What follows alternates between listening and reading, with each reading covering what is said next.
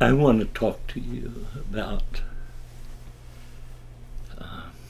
something I consider quite important, very helpful.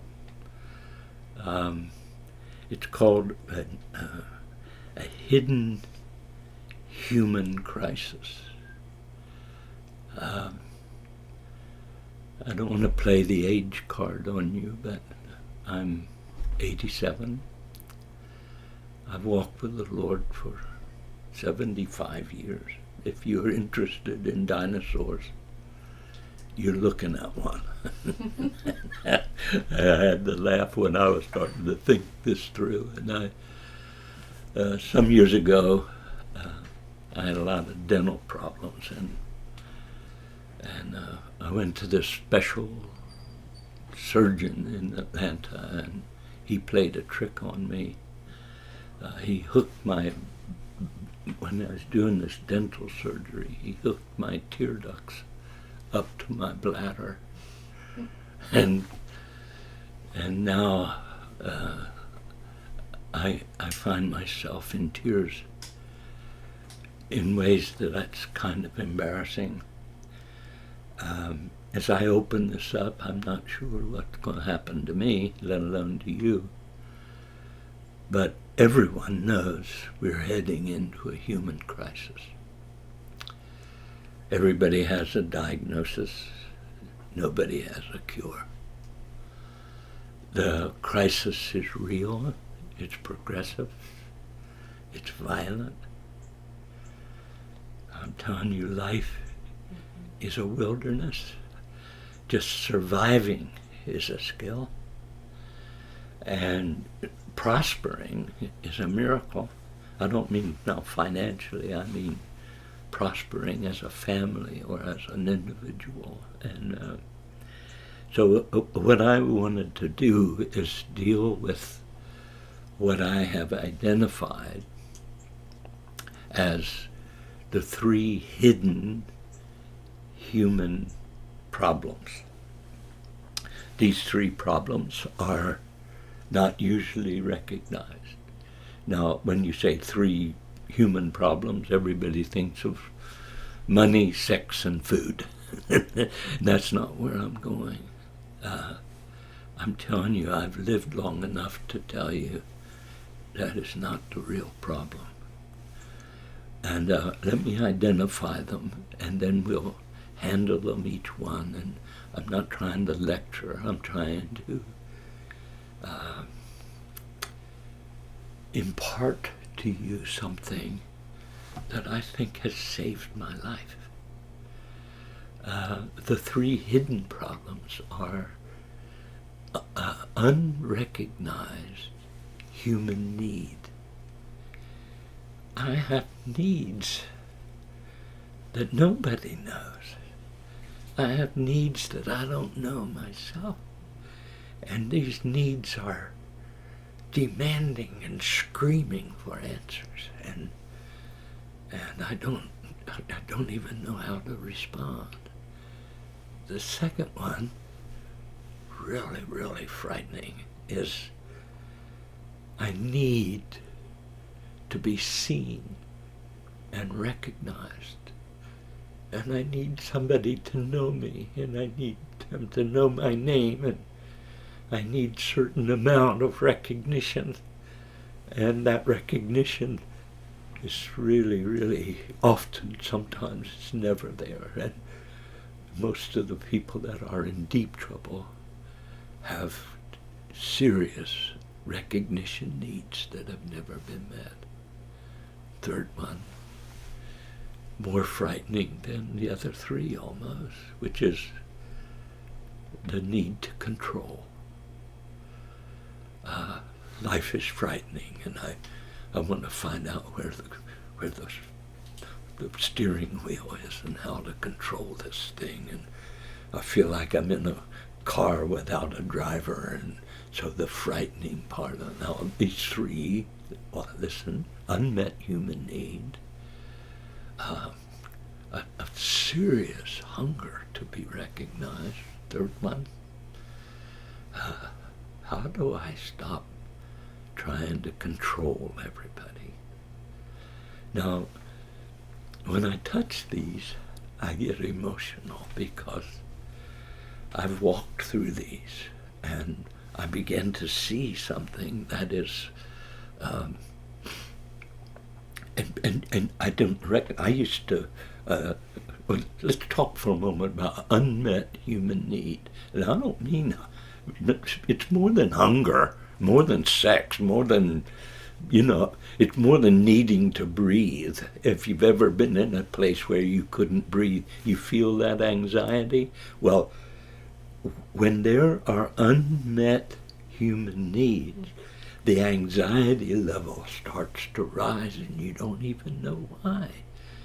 And the unmet need is screaming inside, and that it's in three realms, which is security, identity, belonging. I need to be secure. I need to be known. I need to have belonging. Those are deep psychological, spiritual needs that are almost beyond description. Now, the recognition thing, early in my life, I used to be the life of the party because I needed the recognition, so I used humor illegally, and I got to be the life of the party. Oh my God, what a lonely place to be. And here's this unmet need of being recognized. Who's Bob? Can you ever? And so I found out that people do really, really strange things to be needed and to be recognized. I dress funny, dye my hair, and lay patches in with the car, and at 80 years old I dressed like a teenager, and all the strange human behavior, all an attempt to get somebody to look at me. Titles and recognition and all the social media and the crazies that have gone on. Third one, control freaks.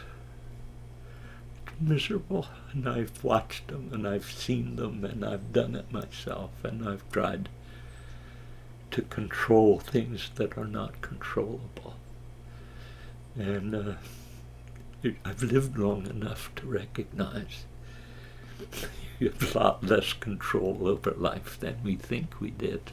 We just really did. You find life really is a wilderness, and I feel lost, and I don't know where I'm going.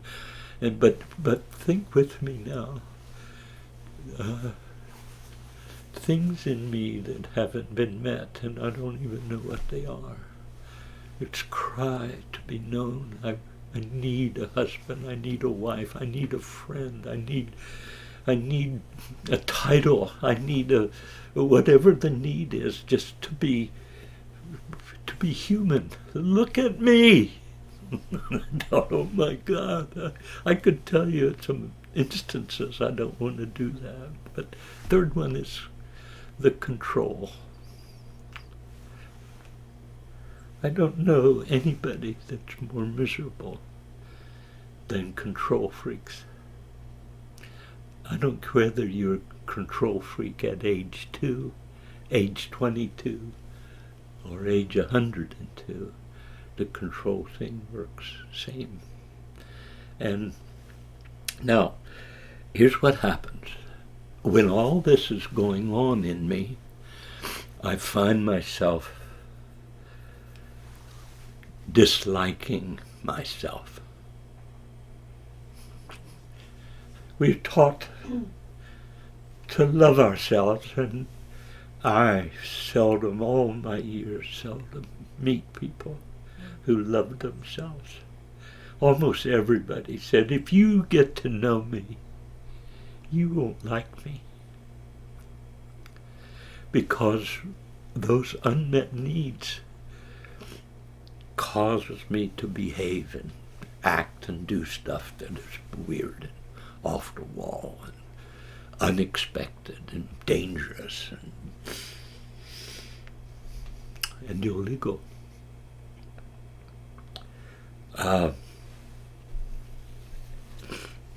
What will I do to get my needs met? Anything. I mean, that's where all kinds of behavior emerges. And we look at incest and rape and murder and jealousy and all the stuff that goes with that. But follow through. What? I'm trying to get some unmet needs met. I'm trying to recognize, who am I? Where am I? Who am I? Where am I going? I'm trying to find out, to whom do I belong? And please hear me. It is not a lecture. And I want to give you some answers to that. Control.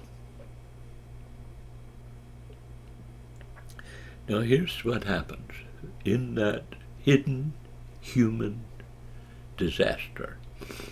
And I thought it was sexual needs. No, sexual needs have a deeper cause. Isn't it strange to realize that psychology has taught us that rape is more about control than sex? Isn't that strange? It's me demonstrating the fact that I have control over you. And I thought, oh, yes, we're starting to see it. Now, 3 things. Self-deception. I tell myself I love myself, and it's not true. Fact is, self-hate is surging through America, through our youth, through adults, through everyone, self-hate. And I could expand that. I don't want to do that. First thing I find is, how do I accept myself? Third point, very, very important, is that I'm disgusted with my own behavior. I think if everybody knew how I behaved in private, they would be shocked. What do I do when I'm alone? That's the thing I've been after. That's hidden, and so I'm going to try to give you 3 answers quickly. 1, we've lost our Father, our natural Father, and our Heavenly Father. Everything in society right now is seeking to destroy the Father and the fatherhood. How long has it been since you've heard a football player say, "Thank you, Dad"? They don't do that. They always say, "Thanks, Mom." Now, I'm not talking gender here. I'm talking one of the most important things I have ever known, which is the world needs God the Father. Jesus is not the goal. Jesus came to take us to the Father. And if you ever see that, security, identity, belonging is that I have made my journey through religion and found God the Father. And security, identity, belonging sweeps over my person. Second problem is, it's really, forgive me.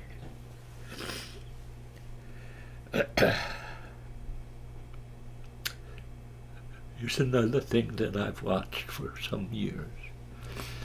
Controlling others doesn't satisfy my need to be seen and heard and known and understood. What's the last one? I personally am increasingly frightened by the idea of our whole society moving more towards animal-like behavior. Once we break free from God's fatherhood, social construct, and the need to be whole myself, then I start acting like an animal, and I could show it to you. And the issues are food and sex. That's the two goals in life. We've lost or forgotten all the rest of it. Now here's my appeal. Please consider opening your world to God the Father. He carries security, identity, belonging. This morning early, the Lord said to me, have you lacked anything? And I want to go on record as saying 75 years, He has met every need. He has been there when I needed Him. He has opened Himself to me. He has given me fatherhood when I couldn't find security, identity, belonging anywhere. And now I'm getting ready to get promoted, and I think, please, Lord, let me speak this clearly to coming generation, that they could open to your fatherhood. It's more than heaven, more than religion, more than all the crazies. If you put yourself in Father's hands, He will supply those hidden needs in ways that you cannot even imagine. May God be your portion.